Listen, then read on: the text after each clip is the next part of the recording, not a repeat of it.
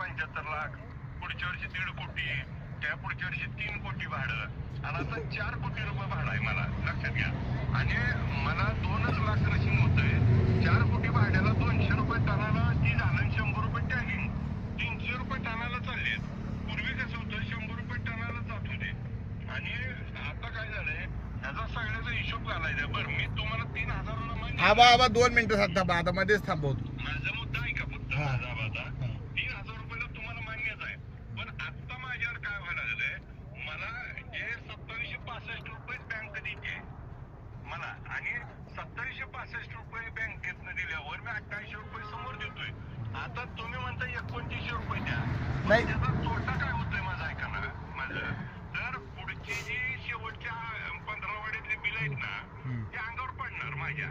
आणि त्या शेवटच्या 15 वाड्यात बिल द्यायला मग ती शेतकरी माझ्या दारात बसणार. गेल्या वर्षी मला त्रास झाला, बिल मिळायला उशीर झाला का, तर माझं आहे ना, की पहिल्यांदा आम्ही गेल्या वर्षी आणि यंदाचा फरक काय आहे बाबा. गेल्या वर्षी 3800 रुपये MSP होती, 3800 रुपयानं बँकेनं पैसे देत होती. यंदा 3500 रुपये भाव केलाय, म्हणजे 300 रुपये भाव कमी केलाय. आणि तुम्हाला पण बँकेचं जर माझ्यापेक्षा वेगळं काय सांगायची गरज नाही. त्यांचा नियम काय आहे की डायरेक्ट आता शेतकऱ्याच्या खात्यावर 2765 रुपये देतात आणि वरचे 35 रुपये मी देतोय. असं ते 2800 रुपये जमा होते. तुमचं म्हणणं जे आहे ना, 100 रुपये आता द्या आणि 100 रुपये दिवाळीला द्या. आबा आता 1 मिनिट, हे सगळं गणित मला माहिती आहे. आता 2 मिनिटं माझं ऐका. आता तुम्ही आतापर्यंत महाराष्ट्रातलं कारखाना चालवायला घेतलं, विकत घेतलं. या महाराष्ट्रातले एकटा पटके दीपक साळुंके आहे. तुम्हाला पदरचं छाप अजून कारखाना दिलाय. मी अंधारात काय व्यवहार केला नाही. सगळ्या आता एक मिनिट, सगळ्या आतापर्यंत जे चेअरमननं चालवायला दिलं ना, सगळ्या राज्यातल्या दर महिन्याला हप्ता बांधून घेतलाय. ही फाकडा एकटा 10 वर्ष कारखाना जपला स्वतःच्या लेकरासारखा, नट बोल्ट हालू दिलं नाही. माझ्यावर टीका झाल्या, मोडलीमला नेला, इकडे नेला. तुम्ही जेव्हा कारखाना बघितला तेव्हा तुम्ही मला सांगितले की आबा हाय असं सगळं असं आहे. आणि इथनंच दोघं आपण मुंबईला गेलो, दुसऱ्या दिवशी कारखाना पदरचं छाप अजून तुम्हाला जीव घालून कारखाना देणारा ही एकटा दीपक आबा या राज्यात. तुम्ही सगळे चेअरमन बघितलेले आहेत. आणि हे बघा, मी काय लय मोठं केलं असं नाही. मी चांगले जे पोटी जन्म घेतलेला माणूस आहे म्हणून मी चांगलं वागतोय. माझी तुम्हाला विनंती आहे की आपण कुठं प्रतिष्ठा न करता मागच्या वेळेचे जर 100, 1 मिनिट, मागच्या वेळेचे 100 जर अगोदर आपण जमा केले असते ही चालू करायच्या आधी, तर आपल्याला या लोकांनी आपलं ऐकलं असतं. आता थोडीशी कसं होतंय, ही सगळी संघटनेची माणसं आहे ती, ही सगळी ऊस उत्पादक आहे ती. एक तर अगोदर बोलून गेले. आता तुम्ही मला सांगितले की एक पाळी बंद व्हायला लागली. का बंद व्हायला लागली, तरी 2800 रुपयानं आपली पाळी बंद व्हायला लागली. मी सगळा अंदाज घेतला. माझी तुम्हाला विनंती आहे की तुम्ही थोडासा विचार करा.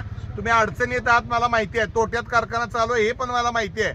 पण शेवटी आपल्याला हे युनिट चालवायला तुम्ही एक कॉन्फिडन्स म्हणून घेतलाय. हे चालवल्यामुळं तुमच्या आयुष्यामध्ये फार मोठी कलाटणी मिळाली आहे. सांगोल्यामुळं सगळ्याच्या सगळं आमच्यासारख्याच आयुष्य गेलं, पण अजून आम्हाला जुळलं नाही. पण तुम्ही सांगोला घेतल्या 10-5 वर्षात तुम्ही सगळं जुळवलं बी. तुमचं कौशल्य बी आहे, तुमचं कौतुकच आहे. मी तुम्हाला तोंडावर नाही, विरोध केला तर तोंडावर तुमच्या मागे पण आज मी नाव घेतो.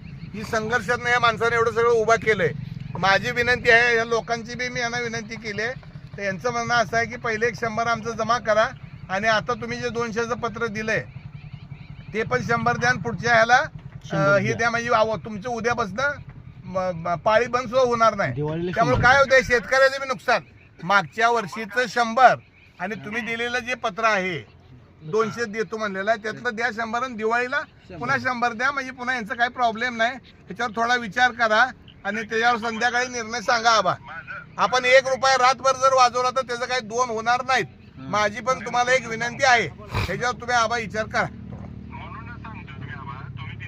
काही काय सगळे समोर आहे. मी माझं अंधारात आबा तुमच्यासारखंच आहे. माझं काय अंधारात नसते.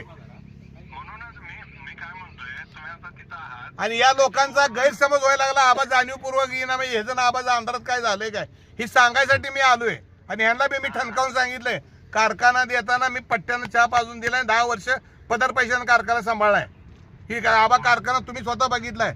बाकीचे कारखाने मोडून टाकले.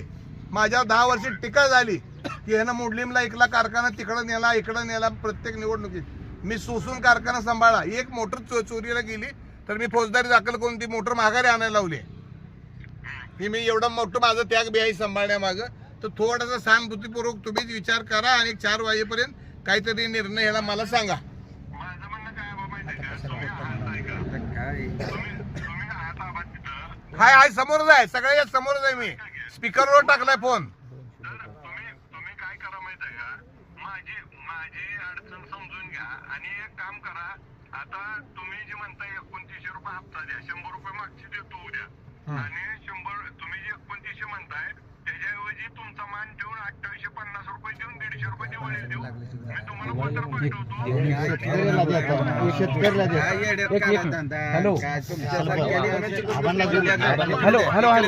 हॅलो अहो आबा, या सांगोला तालुक्याची ज्यानं कपाळाला माती लावली, होय त्या मातीचं सोनं झालंय, होय त्या माणसाचं सोनं झालंय. 50 साठी ह्या फक्त विचार करा आणि 50 साठीचा एवढा जीव धरू नका. त्या ऐका की ह्या सांगोल्या ज्या मातीनं तुम्हाला कुठं नेऊन ठेवलंय, ही शेतकऱ्या जरा थोडासा विचार करा आबा. आबा तुम्ही एक गोष्ट लक्षात घ्या, गेल्या वर्षी मला 1.5 कोटी झाले आता. आबा मी ऐका, आबा मी 4 दिवसापासून इथं उपाशी बसलोय. लेकर बाळ घरी रडतात आबा. 50 रुपयासाठी तुम्ही विचार करताय आबा. 50 साठी विचार करू नका तुम्ही. आम्ही तुमच्या पुढे प्रस्ताव ठेवलाय 29 चा. सांगतोय का तुमच्या माहिती